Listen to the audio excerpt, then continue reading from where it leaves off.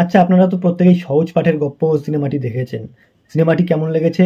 দারুণ লেগেছে। মানে কোনো রকম সন্দেহ ছাড়াই বলা যায় যে সিনেমাটি অসাধারণ মাপের একটি সিনেমা ছিল, সহজ পাঠের গপ্প। মানে এই ধরনের গল্প নিয়ে কিন্তু সিনেমা করলে সচরাচর এই যে গ্রামীণ একটা ভাইব থাকে, ওই ব্যাপারটা কিন্তু মানে মোটামুটি সকলের মন ছুঁয়ে যায়। যেহেতু আমরা পশ্চিমবঙ্গের বাসিন্দা বাঙালি, সেই জন্য কিন্তু আরো বেশি করে আমাদের হার্টে টাচ করে ওই ধরনের গল্প।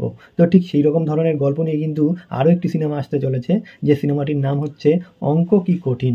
তো এই অঙ্ক কি কঠিন সিনেমার ট্রেলারটি কিন্তু রিলিজ হয়ে গেছে। তো কেমন হলো ট্রেলারটি বা আমার কেমন লাগলো সেটি নিয়েই কিন্তু মূলত আলোচনা করব। দেখতে থাকুন শেষ পর্যন্ত এই ভিডিওটি।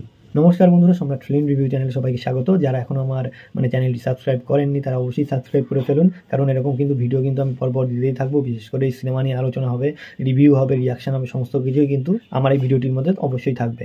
তো শেষ পর্যন্ত দেখতে থাকবেন এই ভিডিওটিতে কী কী বলছি, কী কী নিয়ে আলোচনা করছি। তো আসল টপিকে আমরা ফিরি। এই যে নতুন সিনেমা অঙ্ক কি কঠিন, এই সিনেমাটি কিন্তু একটা মানে আমি প্রথমেই বললাম যে সহজ পাঠের গপ্প সিনেমাটির কাহিনী যেমন ছিল ঠিক কাছাকাছি, মানে একই গল্প কিন্তু একেবারেই নয়। এটি কিন্তু পুরোপুরি আলাদা গল্প নিয়েই তৈরি হচ্ছে এই অঙ্ক কি কঠিন। তো ট্রেলারটিতে এরকম বলা হচ্ছে যে মানে আমরা যখন কোনো বড় বড় শহরে যাই, ধরুন কলকাতাতেই আমরা গেছি, বা যে যেখানে থাকেন রাজধানী শহর, সেটা চেন্নাই হতে পারে, মুম্বাই হতে পারে, মানে ব্যাঙ্গালোর হতে পারে, যে কোনো একটা জায়গায় হতে পারে। কলকাতাও সেরকম একটা শহর। অথবা পশ্চিমবঙ্গের মানুষজন যারা আছেন, যারা যারা কলকাতায় গেছেন, তারা দেখেছেন কলকাতায় কিন্তু দুটো ভাগ আছে। এক হচ্ছে বিরাট বড় বড় অট্টালিকা, আর এক আছে মধ্যবিত্ত মোটামুটি শহরতলির বাসিন্দারা। এর মাঝখানে, অর্থাৎ এদের মাঝখানে দেখবেন কিছু বস্তি এলাকার লোক আছে। মানে কলকাতার এই বড় বড় বিল্ডিংয়ের আশেপাশে দেখবেন কিছু ছোটোখাটো মানে বস্তি টাইপের বাড়িঘর আছে। সেখানে কিন্তু তাদের কিন্তু কোনো জমির দলিল নেই, পাট্টা নেই, কিচ্ছু নেই। তো তারা কিন্তু সেখানে থেকেই ছোটোবেলার থেকে মানুষ। এবার তাদের বাবা মারা কিন্তু চেষ্টা করছে তাদের ছেলে মেয়েদের পড়াশোনার জন্য, স্কুলে পাঠানোর জন্য। তো সেইরকমভাবে কিন্তু এই ট্রেলারটিতেও দেখানো হয়েছে যে তারা স্কুলে গেছে, প্রাইমারি স্কুলে। প্রাইমারি স্কুল মানে কি, একেবারে লেভেল ছোটো, মানে নিচু লেভেলের জায়গা থেকে মানুষ আস্তে আস্তে ধীরে ধীরে ওপরে পৌঁছায়, বা কলেজ ইউনিভার্সিটি এইভাবে এগোয়। তো যাই হোক, এই ব্যাপারগুলো আমরা প্রত্যেকেই জানি। কিন্তু এই যে যখন দেখানো ট্রেলারটিতে দেখানো হচ্ছে যে এই যে যখন বাচ্চা থাকে, যখন 1-2-তে পড়ে বা 3-4-এ পড়ে, এই সময়তেই কিন্তু স্বপ্নগুলো বেশি বড় বড় থাকে আর কি। তাদের মা বাবা হোক বা টিচার হোক, শিক্ষক হোক, গুরুজনরা হোক, তাদের মধ্যে কিন্তু ঢুকিয়ে দেয় আর কি, তাদের মনের মধ্যে বা ব্রেনে ঢুকিয়ে দেয় যে তাদের তাদের বড় হয়ে কিছু একটা হতে হবে, হয় ডাক্তার, ইঞ্জিনিয়ার, না হয় যাই হোক এরকম টাইপের কিছু একটা হতে হবে। তো এই ট্রেলারটিতে দেখানো হচ্ছে যে স্কুলের যে মাস্টার মশাই, তিনি জিজ্ঞাসা করছেন স্টুডেন্টদের যে মানে মেন 3টে ক্যারেক্টার থাকবে, 2টো ছেলে 1টি মেয়ে। তাদের ক্যারেক্টার নিয়েই কিন্তু মূলত এই গল্প। মানে আমরা দেখেছি সহজ পাঠের গল্প, তো আমরা দেখেছি যে বাচ্চাদের নিয়েই মূল থিম, মূল গল্প, বাচ্চারাই সেখানে মেন লিডে অভিনয় করেছে। এখানেও কিন্তু ঠিক একই রকম ব্যাপার। তো এই 3টি বাচ্চা, 2টো ছেলে, 1টি মেয়ে। আমি তো স্কুল মাস্টার তাদের জিজ্ঞাসা করছেন যে তোমরা বড় হয়ে কে কী হতে চাও। তো একজন বলছে ডাক্তার হতে চায়, মেয়েটি বলছে নার্স হতে চায়, একজন ছেলে বলছে যে সে ইঞ্জিনিয়ার হতে চায়।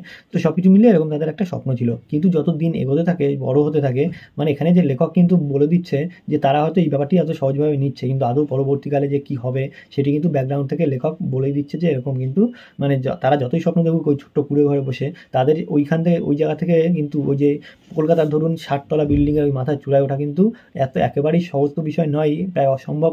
মানে হাজার জনও বলবো না, লাখ জনে 2-1 জন কিন্তু উঠে আসে এইরকম একটি জায়গায়। মানে আমি শুধু অট্টালিকার কথা বলছি না, আমি লেভেলের কথা বা স্টেজের কথা বলছি, বা সেই মানে সাকসেসের চূড়াটার কথা বলছি।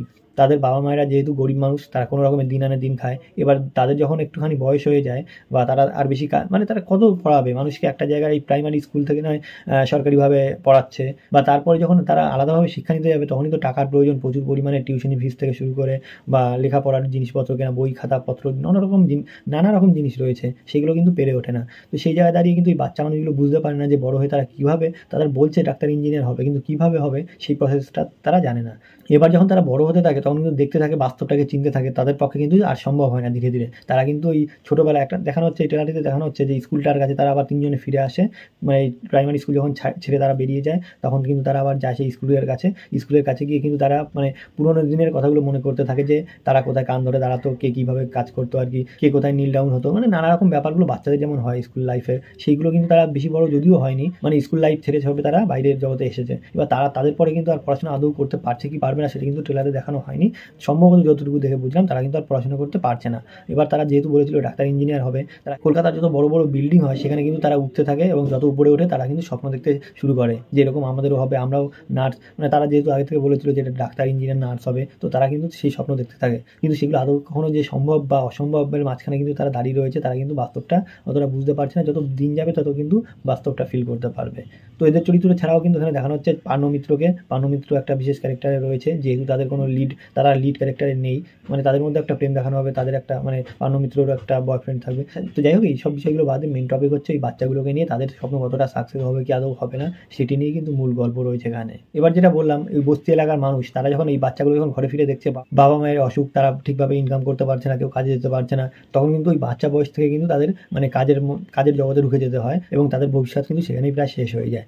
তো এইরকম একটি গল্প, তাদের কি আদৌ ভবিষ্যতে মানে সরকার পক্ষ থেকে কিছু দেখবে কিনা বা কোনো উদার মানুষ তাদের হেল্প করবে কিনা, এরকম যে হয় না তা নয়, অনেক মানুষ কিন্তু হেল্প করে তাদের, অনেক মানুষ কিন্তু মানে সরকার থেকেও কিছু স্টেপ নেওয়া হয়, কিন্তু সেইভাবে যথারীতিভাবে কিন্তু সেই যত্ন সহকারে তাদের মানে এক কথায় বলতে গেলে এক প্রকার তারা কিন্তু অবহেলিত সমাজে, মানে তারা কিন্তু যতই চেষ্টা করুক স্বপ্ন দেখুক তাদের স্বপ্ন কিন্তু স্বপ্নই থেকে যায়। এই জন্যই কিন্তু সিনেমাটির নাম রাখা হয়েছে অঙ্ক কি কঠিন। মানে এই অঙ্ক যে সহজে মিলবার নয়, মানে কখনো মেলে না, ম্যাক্সিমাম 99% তো মেলেই না, যে লাখে একজন হয়তো উপরে উঠে আসে বা তাদের সাকসেসে পৌঁছায়, এরকম একটা ব্যাপার। আর বাকি সবাই কিন্তু সেইভাবে সাকসেস পায় না।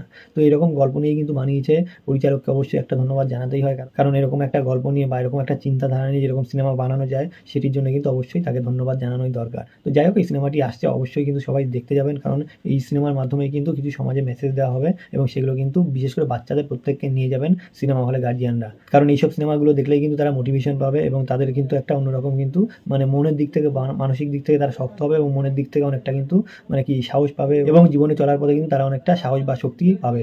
যাই হোক, এরকম একটি গল্প নিয়ে কিন্তু সিনেমাটি আসতে চলেছে, সিনেমাটি আশা করছি সাকসেস হবে এবং ভালো হবে। তো ভিডিওটি এই পর্যন্তই রাখলাম, আর বড় করলাম না ভিডিওটি। আমি অবশ্যই এই সিনেমার ট্রেলারটি অবশ্যই লিঙ্ক দিয়ে দেবো ডেসক্রিপশনে, আপনারা দেখবেন, আপনাদের কেমন লাগলো কমেন্টস করে জানাবেন। তো ভিডিওটি এখানে শেষ করলাম, ভিডিওটি যদি ভালো লাগে অবশ্যই লাইক কমেন্ট এবং শেয়ার করবেন এবং অবশ্যই সাবস্ক্রাইব করবেন। নমস্কার।